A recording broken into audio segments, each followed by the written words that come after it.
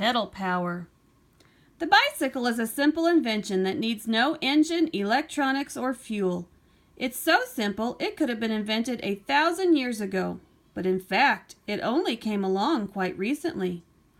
In about 1790, Frenchman Médée de Séverac invented something called a cavalier. It was made of wood and had 2 wheels, but no pedals or steering. It soon became fashionable to whiz downhill on one. But German Baron Karl von Drais saw room for improvement.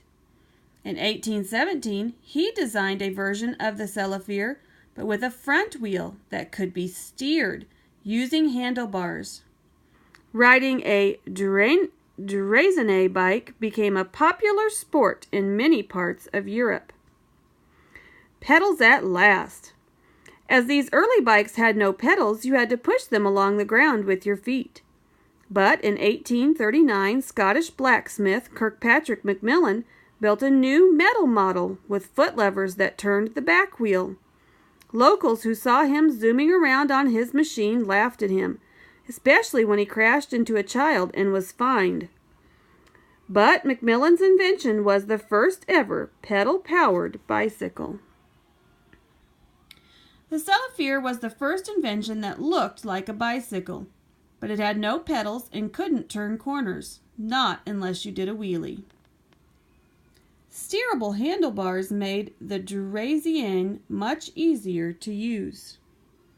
Macmillan's bicycle used pedal power to push the bike along.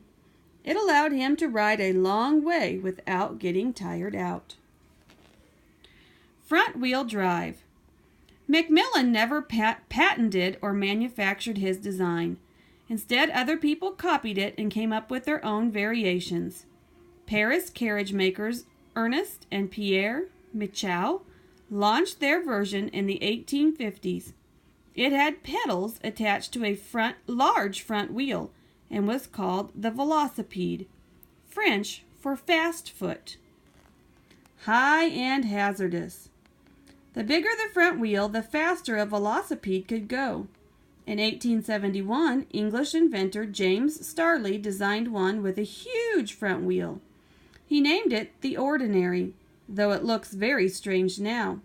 It went fast, but was very wobbly and caused lots of accidents. Safe and fast. James Starley's nephew, John Starley, solved the problem in 1885. He linked the pedals to a chain that turned the back wheel, as on Macmillan's bike.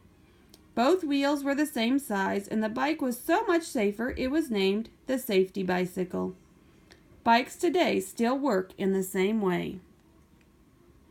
Velocipedes had solid rubber tires and were very uncomfortable. In England, they were called bone shakers. The Ordinary was later nicknamed the penny farthing after 2 English coins. Leonardo's bike? In the 1960s, monks found a drawing dated from 1493 in a notebook belonging to the Italian artist and inventor Leonardo da Vinci. It showed a contraption uncannily like a modern bike. Had he invented the bicycle 400 years ahead of time? Nobody knows. Many people today think the sketch might be a fake.